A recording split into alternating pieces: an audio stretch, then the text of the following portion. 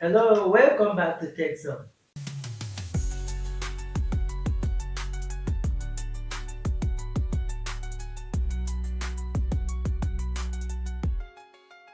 Today we are going to dive into the world of sensors. And first of all, we have been doing image processors. Today we are going to talk about image sensors. You have to understand the mechanism of camera technology. First of all, the digital technology made camera so interesting that light had to pass through the lens and hit the sensor. Then the image processor processes what the sensor have gotten. So you have to understand what an image sensor is. An image sensor, they are photodiodes. Photodiodes that form the pixels. So when the light hits the sensor, can be converted, it will be converted to electrical energy. From there it's processed, converted with digital to analog converter process for us to have it digitalized to 0 and 1, and then we can have the pictures. But we have to make you understand the categories and the types of sensors that are prominent and that are very popular in most cameras. We have been having a lot of limitations, but we have to make this interesting for you to understand the basics of what we are trying to discuss today. We have a very popular image sensor, but the CMOS sensors have been the best because of its affordability and its ruggedness. But the challenge we are having is when the light hits the sensor, the pixel, does it hit all of them together or does it hit them in series? That's what we're going to discuss today.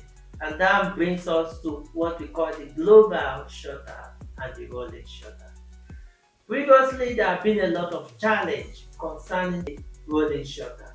The rolling shutter requires a lot of speed, but because the global shutter, when it strikes the sensor, it's the same time, so there is no lag. But the rolling shutter has to go in series so that it can be able to get what you want. So at the end of the day, the fastness of the processor is what have made it possible for rolling shutter to overcome the limitation and become predominantly used in most of the digital cameras today. Like the R6 Mark II, now the R1, and also the R5C. All of them are using the rolling shutter because they were able to have a fast digit called the digit accelerator and also digit X. And these have made the global shutter almost going down while the rolling shutter is taking front seat. You have to understand this there. We have to explain it in simple language so we can be able for people to know when they are buying cameras the type of shutter that is involved, the global shutter and the rolling shutter. So most of the cameras is either they are having the global shutter or the rolling shutter. And sometimes we can go to your factory to change a global shutter or to change a rolling shutter. But you have to know what they are for you to be able to work and make a choice out of these two sensors.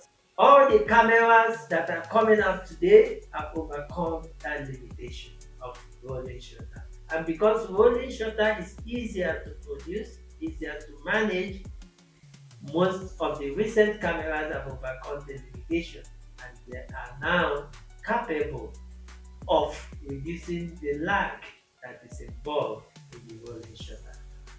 All this our analysis is for you to be able to follow up in our in-depth reviews of cameras that involve these processes, so that when we start mentioning the shutters, you will be able to comprehend and follow suit as the camera technology moves on.